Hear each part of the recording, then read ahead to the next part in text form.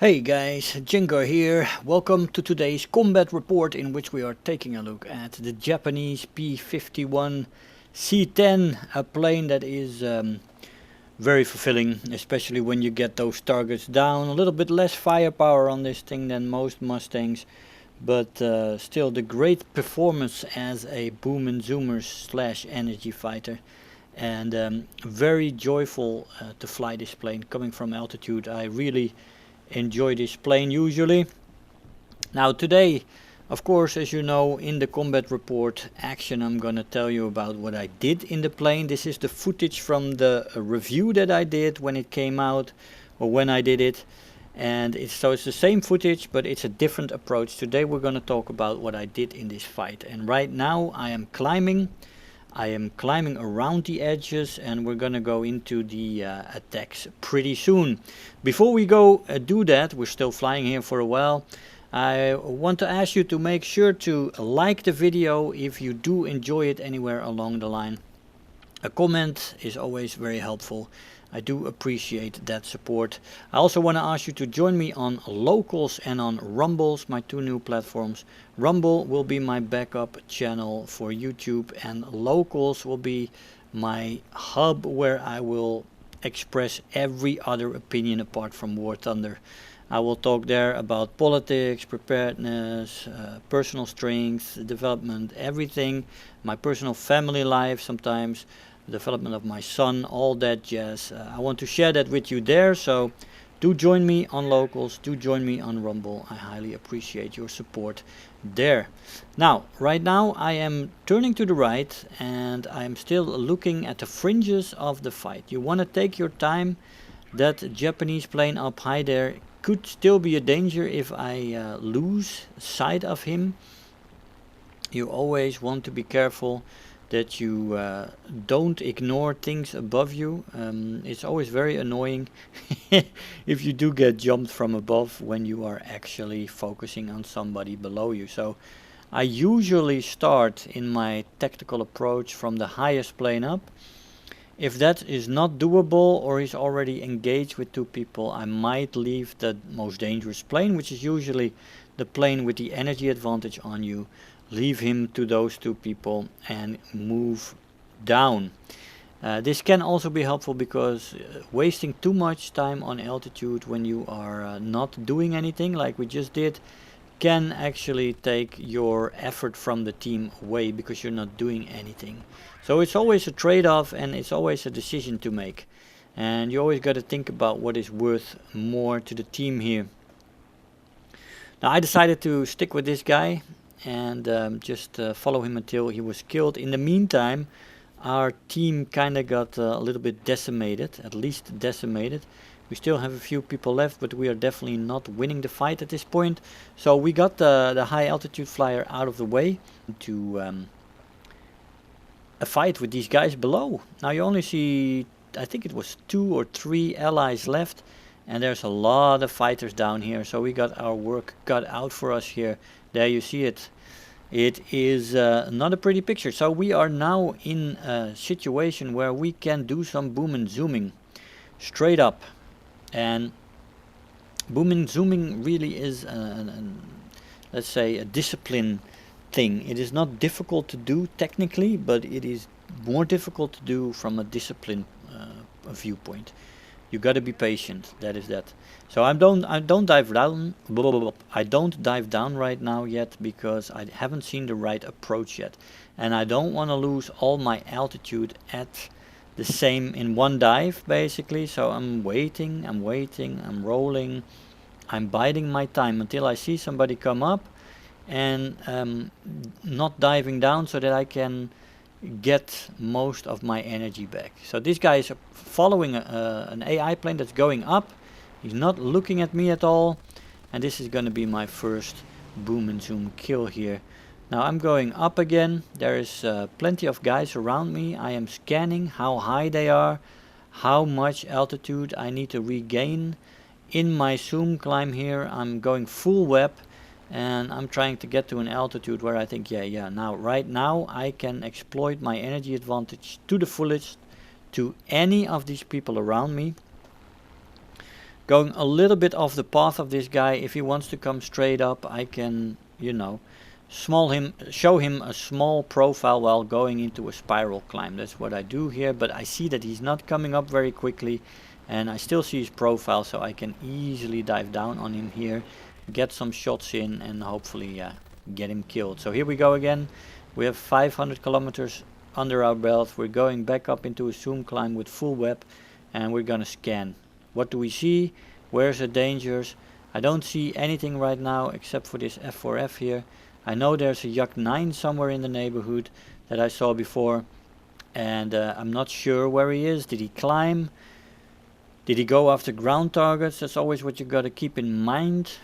So yeah, we're carefully approaching this guy, and we're scanning. Just looking what he's doing. He's not coming up. He's quite low. He's around a kilometer of altitude. Not more, so I'm gonna lose a lot of altitude in this attack run. So I'm better scan again while I'm going into the dive. Still scanning. And we're making a quick approach here. Hopefully he won't move too much. Oh, he's just coming up. He thinks he can make that loop and get guns on me before I got there. But of course that is not possible. Me going over 600 kilometers an hour. And again, where is that Yak 9? That's what I'm thinking about right now. So I'm scanning. There are some AI targets around as well. If I don't see him, we might go after that. But I know this Yak 9 is here somewhere. I need to get him. A Yak 9 above you can be quite dangerous when you're in a boom and zoom plane like this. So yeah, we're scanning. I'm not sure where he is exactly. So I'm gonna look here in this corner and check out where he is. In the meantime, we're just gonna enjoy the scenery here, right? A boom and zoom plane like this is great from altitude, as long as you are distant. There we see a dot. We're gonna approach him there. We're gonna just look around in the meantime.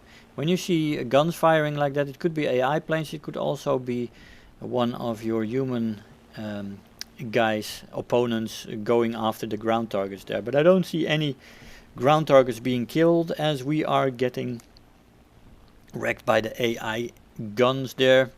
Not very fun, but yeah, they are quite effective even when you are flying at 3,500 meters. They can just wreck you. No problemo. But we have a dot here. We have somebody flying here. That's one of their airfields. Another one is over there. And we're going to see what this guy is going to do. And when he comes into view, that's always a nice thing as well. I should be close enough, right? 2,700 meters. But anyway, we'll get eyes on him pretty soon. No, that's a P-51. That's not the Yak 9. But anyway, this is the target we see. So let's get after him and let's get him out of the way as soon as we can. And get this thing going. I got another hit from the AI there. Those AI guns, man, they are... Okay, well, we did get a crit there on the right wing. But we are damaged as well, man. So our flight time right here is limited. Very limited by now.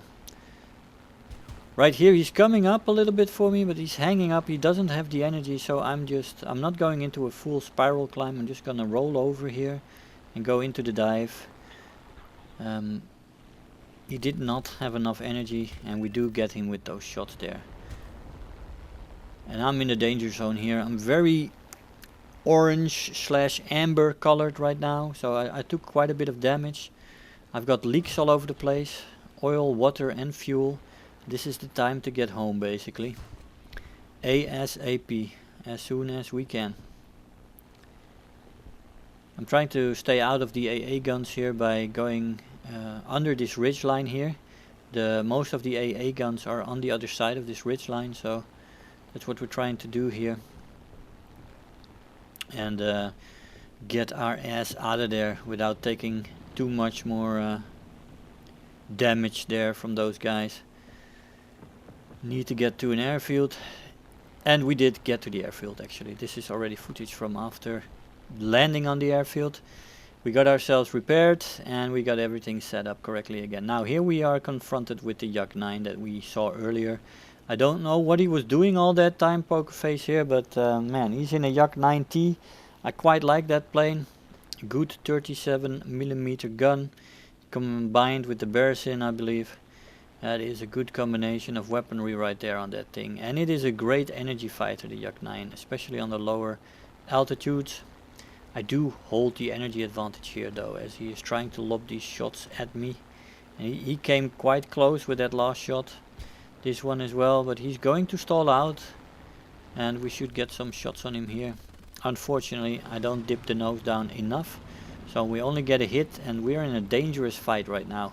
This is dangerous for me because the Yak-9T, even though I did hit the cooling system, is a dangerous plane. So we're looping back around. I think I can finish him. Raising the flaps again after that loop. You want to raise them or use those flaps when you get on the top of your loop to get through it a little bit more quick, as he's trying to maneuver in his energy fighting capability to get up at me and maybe shoot me down. These planes are very competitive together, but the Yak-9T at lower speeds is a better maneuvering plane, a better turn fighter, let's say. I still have advantage as an energy fighter, as I did damage his cooling system, so he can't use WEP all the time, but this is dangerous. And I'm taking risks here, let's say that. I am lowering my altitude a lot and I'm not resetting the energy much, so I should hopefully be able to get him soon, because otherwise I might get into a dangerous situation here. So we're looping up again. We're trying to stay above him. I don't want to get ahead of him, so this is basically sort of a scissors going into the vertical and trying to slow down as much as possible. And here we go. This is dangerous again, but yeah, I did take the risk, so I gotta finish it right now. Raising the flaps again, don't want to rip them off, though I don't think I would rip them off right now, but I pull them off again, pull them up, the combat flaps. Here we go. We might get a shot here, and there we go, we did get a shot eventually, thank God. But that was a dangerous situation. Could have approached it differently, but in the end I came out alive. But before that last thing, I was reigning supreme, right? I was very disciplined, didn't make any shot failures, and yeah, came out alive. Guys, I hope you enjoyed the video. I want to thank you all for watching, and I'll see you guys next time. Bye bye. If you're new here, make sure to hit the subscribe button, become part of this community. If you are already a subscriber, don't forget to like the video, do leave me a comment, and if you really feel like helping out today, make sure to share the video with your friends and let them know about the channel.